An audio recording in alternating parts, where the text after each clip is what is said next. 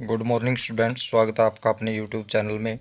आज हम आपको कराएंगे आरोह भाग 2 का दूसरा कवि आलोक धनवा, जिनकी कविता है पतंग, जिसके कुछ प्रमुख पद्यांशों की व्याख्या आपको कराई जाएगी। सबसे पहला पद्यांश है, सबसे तेज बौछारें की भादो गया सवेरा हुआ, अपनी नई चमकीली साइकिल तेज चलाते हुए, घंटी बजाते हुए, जोर जोर से चमकीले इशारों से बुलाते हुए, पतंग उड़ाने वाले बच्चों के झुंड को चमकीले इशारों से बुलाते हुए और आकाश को इतना मुलायम बनाते हुए,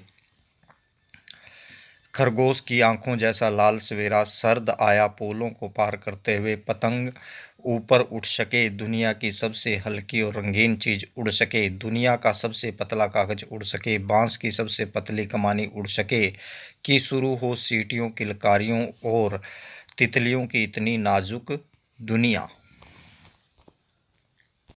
अब मैं आपको इस पद्यांश के कुछ कठिन शब्दार्थों के बारे में बताऊंगा। भादों एक महीना जिसमें मूसलाधार वर्षा होती है। सर्द सर्दी का प्रथम महीना। झुंड का अर्थ होता है समूह। मुलायम कोमल। किलकारी खुशी से चिल्लाना। नाजुक कोमल।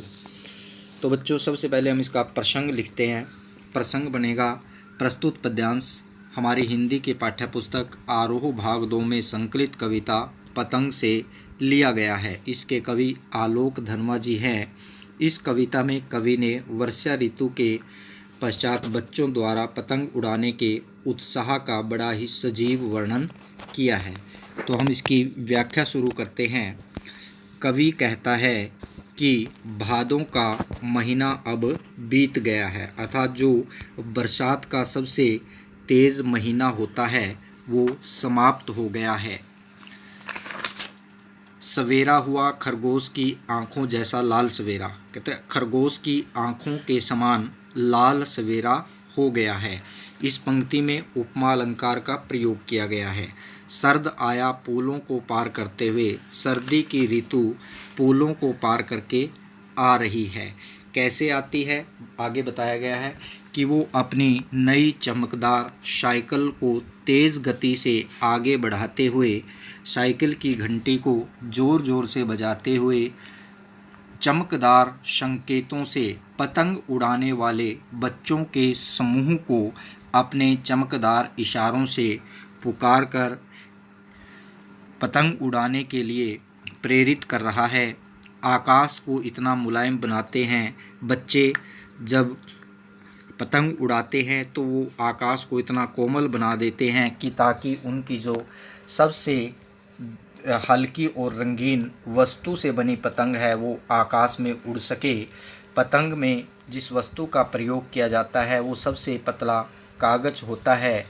पतंग में लगी कमानी भी सबसे हल्की होती है और वो जब आकाश में उड़ती है तो चारों तरफ बच्चों की सीटियों और किलकारियों की आवाज़ें सुनाई देती हैं। उसे देखकर ऐसा लगता है जैसे तितलियों का नाजुक संसार हो। विशेष है, कवि ने सर्द ऋतु में बच्चों द्वारा पतंग उड़ाने के दृश्य का सुंदर वर्णन किया है। खरगोश की आंखों जैसा लाल में उपमा अलंकार है। प्रकृति का मानवीकरण किया गया है। सरल सहज तथा सामान्य हिंदी भाषा का प्रयोग किया गया है। संपूर्ण पद में मुक्तक छंद है। प्रसंग व्याख्या नंबर 2 है। जन्म से ही वो लाते हैं अपने साथ कपाश, पृथ्वी घूमती हुई आती है उनके बेचैन पैरों के पास। जब वे दौड़ते हैं बेसुध छतों को नरम बनाते हुए, दिशाओं को मृदंग की तरह बजाते हुए, जब वे पेंग भरते हुए चले आते हैं डाल की तरह लचीले वेग से, सो अक्सर छतों के खतरनाक किनारों तक उस समय गिरने से बचाता है उन्हें उनके ही रोमांचित शरीर का संगीत। पतंगों की धड़कती ऊंचाइयां उन्हें थाम लेती हैं महज एक धागे के सहारे। तो इसका प्रसंग वैसे ही आपने लिखना है। प्रस्तुत पद्यांश हमारी हिंदी की पाठ्यपुस्तक आरोह भाग 2 में संकलित कविता पतंग से लिया गया है, जिसके रचयिता आलोक धनवा है। प्रस्तुत कविता में कवि ने प्रकृति में आने वाले परिवर्तनों व बाल मन की सुलभ चेष्टाओं का सजीव चित्रण किया है। कवि कहता है कि बच्चों का शरीर कोमल होता है, वे ऐसे लगते हैं मानो कपास की नरमी, लोच आदि लेकर पैदा हुए हों। उनकी कोमलता को स्पर्श करने के लिए धरती भी लालायित रहती है, अर्थात उत्सुक रहती है। वह उनके बेचैन पैरों के पास आती है जब वे मस्त होकर दौड़ते हैं। दौड़ते समय उन्हें मकान की छतें भी कठोर नहीं लगती, उनके पैरों से छतें भी नरम हो जाती हैं। उनके पद चिन्हों से सारी दिशाओं में मृदंग की तरह मीठी आवाज़ उठने लगती है। वे पतंग उड़ाते हुए इधर उधर झूले की पेंग की तरह आगे पीछे आ जाते हैं। उनके शरीर में डाली की तरह लचीलापन आ जाता है। पतंग उड़ाते समय वे छतों के खतरनाक किनारों तक आ जाते हैं। यहाँ उन्हें कोई बचाने नहीं आता, अपितु उनके शरीर का रोमांच ही उन्हें बचाता है। वे खेल के रोमांच के सहारे खतरनाक जगहों पर भी पहुंच जाते हैं। इस समय उनका सारा ध्यान पतंग की डोर के सहारे उसकी उड़ान व ऊंचाई पर रहता है। ऐसा लगता है मानो पतंगों की ऊंचाइयों ने उन्हें केवल डोर के सहारे ही थाम लिया हो। विशेष है, कवि ने बच्चों की चेष्टाओं का मनोहारी वर्णन किया है। मानवीकरण, अनुप्रास, उपमा आदि अलंकारों का सुंदर प्रयोग है। खड़ी बोली में भावानुकूल सहज अभिव्यक्ति है। मिश्रित शब्दावली है। पतंग को कल्पना के रूप में चित्रित किया गया है। पद्यांश नंबर 3 है, पतंगों के साथ साथ वे भी उड़ रहे हैं अपने रंध्रों के सहारे। अगर वे कभी गिरते हैं छतों के खतरनाक किनारों से और बच जाते हैं, तब तो और भी निडर होकर सुनहले सूरज के सामने आते हैं।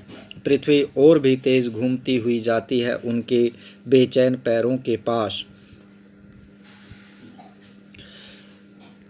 शब्दार्थों के अर्थ है, रंध्रों का अर्थ होता है सुराखों, सुनहले, सूरज, सुनहरा, सूर्य।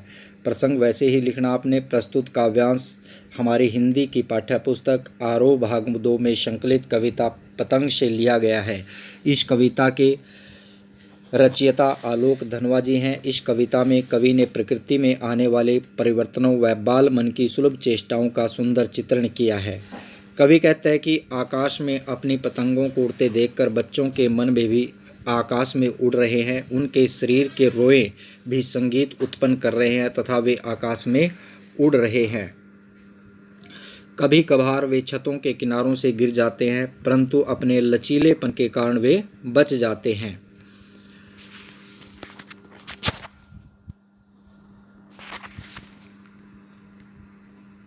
उस समय उनके मन का भय समाप्त हो जाता है। वे अधिक उत्साह के साथ सुनहरे सूरज के समान फिर आते हैं।